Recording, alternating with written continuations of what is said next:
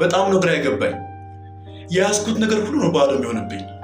እሰራለሁ፣ እለፋለሁ፣ እጥራለሁ፣ ነገር ግን ሁሉ ነገር ነው ከእጄ የሚበተነው። በጣም ነው የምሰራው፣ ነገር ግን ገንዘቡ ወዴት እንደሚገባ አላውቅም። እበላለሁ፣ አልጠግብም፣ እጠጣለሁ፣ አልረካም፣ ብዙ ነገር አደርጋለሁ፣ ግን ምንም በህይወቴ ላይ ደስታ የሚባል ነገር አጥቻለሁ። ከልጅነቴ በእግዚአብሔር ቤት ውስጥ ነው ያደግኩት። ነገር ግን መሀል ላይ ነገሮች ሁሉ ተበላሽተውብኛል እና እርዳታን ፈልጌ ነው። ልክ ነህ። ሁሉም ነገር ያለ እግዚአብሔር ባዶ ነው። ለፍተሃል፣ ጥረሃል፣ ብዙ ነገር አድርገሃል፣ ነገር ግን በእጅ ላይ ምንም ነገር የለም። ብታገኝም ደስተኛ አትሆንም። ለዛ ነው እኮ እግዚአብሔር የሌለበት ነገር ሁሉ ባዶ ነው የምንለው። አሁን የሚሰማኝ ስሜት በቃ ወደ ሞት ጎዳና እንዲሄድ ሞት የሚል ድምፅ ነው የምሰማው።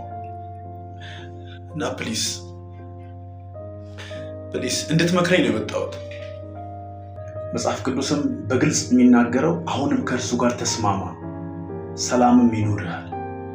ሰላም የሚኖርህ ከእርሱ ጋር ስትስማማ ነው።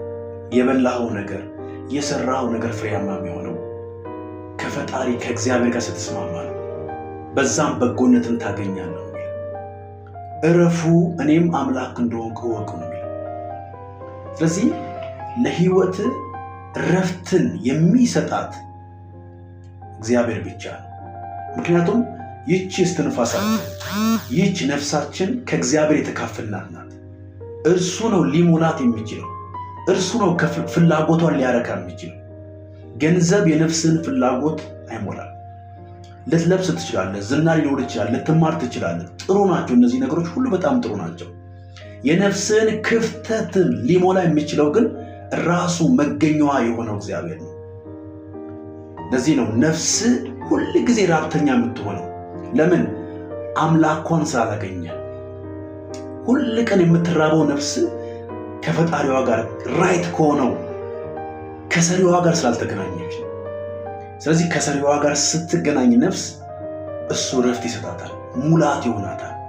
ስለዚህ ከእግዚአብሔር ጋር ስትስማማ፣ ወደ እግዚአብሔር መንገድ ስትመለስ እነዚህ ሁሉ የምታገኛቸው ነገሮች ቤተሰብ፣ ትዳር፣ ላይፍ፣ ኤቭሪ ነገር ህይወት ያለው ይሆናል ማለት ነው።